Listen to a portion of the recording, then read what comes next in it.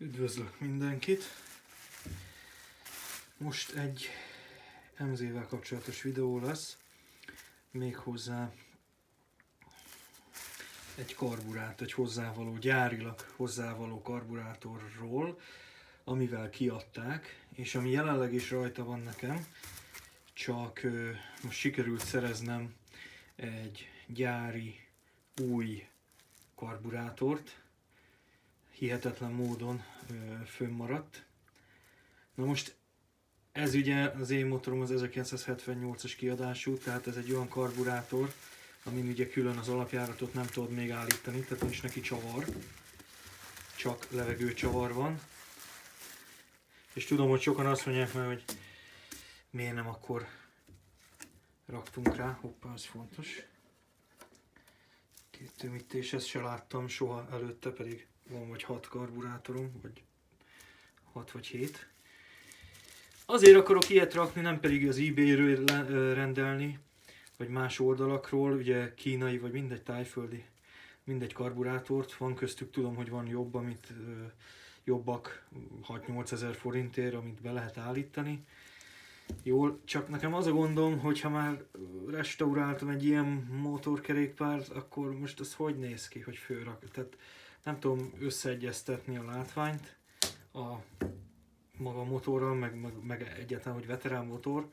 Persze tudom, hogy túrázni meg biztos finomabban be lehet állítani azokat az új karburátorokat, csak ugye kell átalakító a torokhoz, tehát ami a henger felé megy, meg valószínűleg a légszűrő felé is, meg egyáltalán én szerintem nem passzol azok a karburátorok, mint látványilag, tehát vizuális megjelenésükben ehhez a veterán motorhoz. Tehát egy 42 éves motorhoz, nekem az összeegyeztethetetlen az a látvány.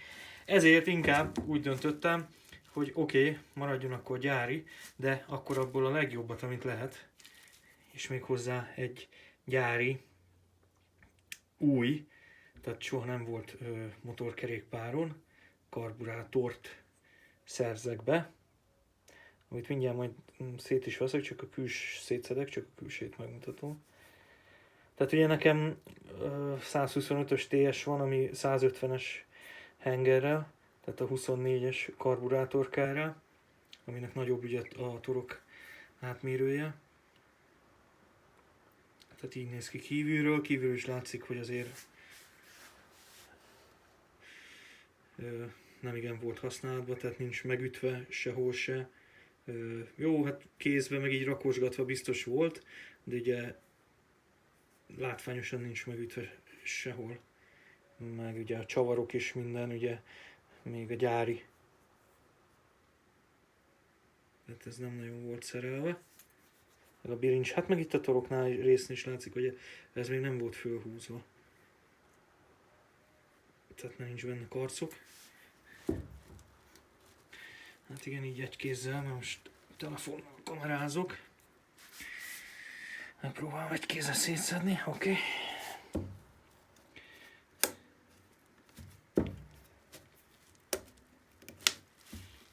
Igen, ami lehet, hogy nem fog működni.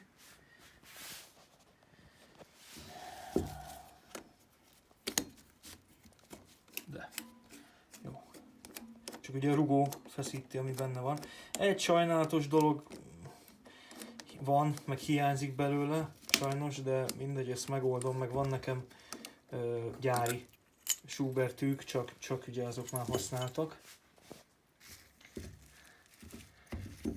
Tehát ez az, amit még egyszer sem láttam, hogy ilyen tömítés van benne, gyárilag, meg volt is, most a hallottak alapján. Ugye rugó is teljesen új. Ugye itt is szokott látszódni, amíg használva voltak. Ugye itt ki van kopva már körbe a rugótól, és szinte sértetlen.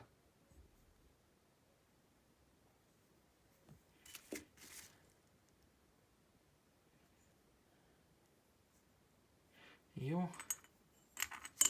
Rugó, ebből kaptam még plusz 2 ilyen tömítést. Igazából funkciója nem tudom, hogy szigeteljen, hogy onnan ne szívj, vagy ne rászkódjon ki, nem tudom. de most már használni fogom, de ez idáig soha nem láttam egy karburátorba se. Akkor itt van maga, amiben beakasztod a tűt, Schubert tűt. Hát ez is nem igen volt, ez nem volt használva. Jó, mondjuk ilyet lehet utángyártót is venni, az nem olyan nagy kaland, tehát sok mindent nem... Na, de itt látszik, aha, hogy nem volt beleakasztva a tűmű, hogy ez ki szokott így kopni egy idő után. Oké, akkor a maga Schubert, ami problémát szokott okozni.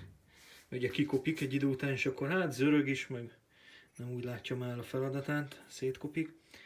Ugye ezt, ha megnézzük fénynél, próbálok úgy fordulni, hogy látszódjon. Tehát itt ez is semmi, igazából itt sincs ugye kopva. Itt szokott tűnni, meg ugye itt a rugó szokta rendesen kikoptatni. Itt sincs semmi ráutalójel. Bent is teljesen tisztász. Meg ugye itt is látszik, hogy hosszirányba nincsen bekarcolva. Mert ugye úgy szokott, hogy itt hosszirányba szoktak ilyen karcok benne lenni, ahogy ugye mozog le föl a Schubert a karburátorba. Semmi, az annyi, hogy pár szó ki lett véve így szárazon be. Tehát ez semmi, ez még látszik, hogy itt körkörösen vannak a... Ez nincs megkopva. És akkor belső része, ez pedig, hát azon is látszik a falán. Tehát, hogy nincs kopás hossz irányba, ahogy mozog a Schubert. Semmi.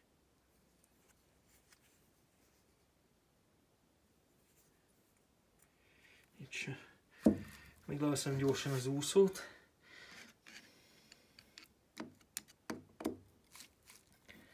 Hát igen, elnézést, de nem akartam most állványt, meg nem is érek rá így nagy videót csinálni. Tehát így nem készültem most semmilyennel, csak gyorsan meg akartam örökíteni. Mert utána természetesen én fölrakom a motorra, tehát...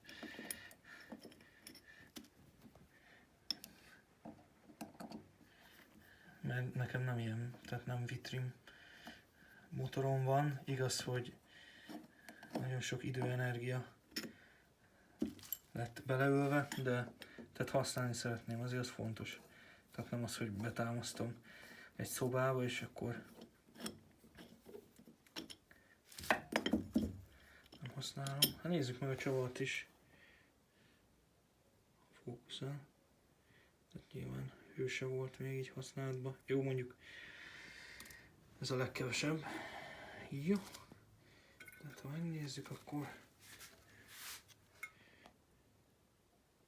ugye a BVF beütve a fúvókába is, ugye